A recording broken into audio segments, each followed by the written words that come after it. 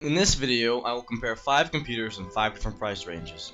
The original assignment requested 4 different price ranges, under 600, 600 to 1000, 1000 to 2000, and over 2000, but I decided to add another computer far beyond 2000. A 7,979 pounds 79 pence XDNA Aurum 24K with gold sleeved power supply and gold tainted case has been added under the label Computer 5 as a bonus. The first of the 5 computers is the HP Pavilion 550A39, priced at $380 Canadian. The second is the Acer Aspire ATC705, priced at $850 Canadian. Third is the Dell XPS X8700 6880 BLK, priced at $1550 Canadian. And the fourth is the CyberPower PC Business Acclaim Computer C60. It's priced at $2400 Canadian. And for the bonus computer, computer number 5 star, is the YoYoTech XDNA Aurum 24K, as mentioned earlier, with a whopping price tag of $16,269.58 Canadian.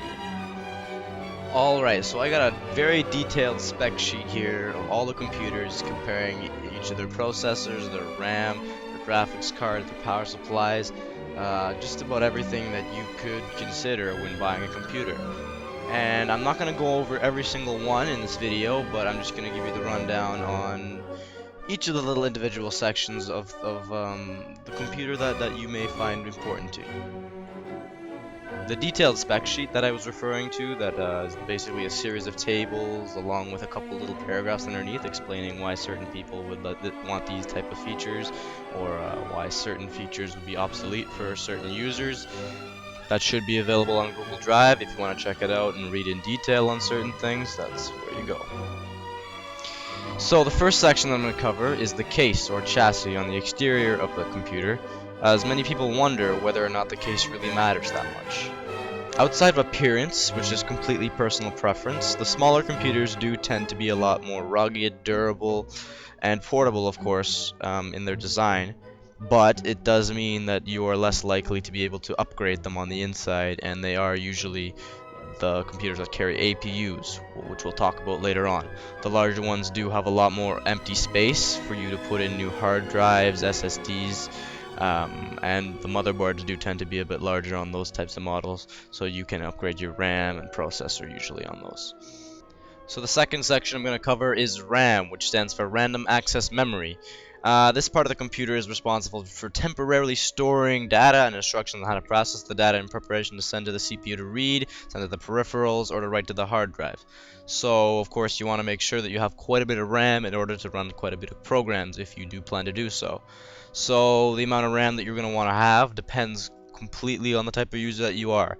If you are the type of person who renders videos in After Effects, really high quality ones, you want to get those done fast, you're a big gamer, you're a major multitasker, then a large amount of RAMs, I'd say at least 8 gigabytes would be something you'd want. If you're just casual, do a lot of web browsing, then 4 gigabytes is completely enough. Now, there are quite a few other factors to consider with RAM, but I'm not going to cover them here in the video. You can check them out on the spec sheet. Next is the CPU and motherboard, which are arguably the two most essential parts of your computer.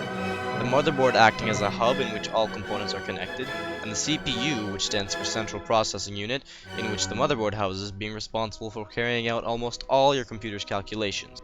Some processors, called APUs, which stands for Accelerated Processing Unit, combines the usually separate GPU, which stands for Graphics Processing Unit, into one chip. This is something AMD has been doing and is often found in cheaper devices. Just about all desktop processors sold today are quad-core, so none of these processors are quote bad. The clock rate or speed of the processor is important, but the amount of cache is definitely something to look at as well. Next is the graphics interface, usually a dedicated graphics card with its own RAM and processor, the GPU, but not in the case of APUs as mentioned earlier. This component of the computer takes care of rendering pictures, video, 2D and 3D animations and more. So that means, in addition to the system RAM, the graphics card houses another 1 to 6 gigabytes of RAM. Because graphics need to be processed and displayed in an instant, graphical RAM is prepared to handle larger amounts of data than regular DDR SD RAM on the motherboard. Some, like the NVIDIA GeForce GTX Titan, are able to handle up to 288 gigabytes in a second. Also, AMD's 2015 R9 cards feature an extremely high 4096-bit memory bus width. That is why computers with a dedicated graphics card and high-speed video RAM exhibit exceptional graphics performance with no hiccups. Although, it is important to note that not all graphics cards run on special graphics RAM, the newest type being GDDR5, and run on DDR3, which lowers the overall bandwidth. The final section I'm going to cover in this video, although there are many more beyond this video on my spec sheet, is going to be the system storage. This includes the hard drive, often referred to as the HDD, and the solid-state drive, often referred to as the SSD, if present. Both are used to hold data for extended periods of time, but HDDs are larger and slower, and the SSDs are smaller and faster. Most people store the OS and software launch files on the SSD and store exported and saved documents, photos, music, and video to the HDD. Running a computer with solely an HDD isn't going to ruin the experience, but it will result in slower startup times for the computer and programs, as well as a more amplified gradual slowing in Windows than compared to SSDs. Thus concludes this video comparison. I hope this video has thoroughly explained any important factors you were unsure of, and if you still have questions, I recommend checking out my complete spec sheet with even more details and explanation on Google Drive. Thank you.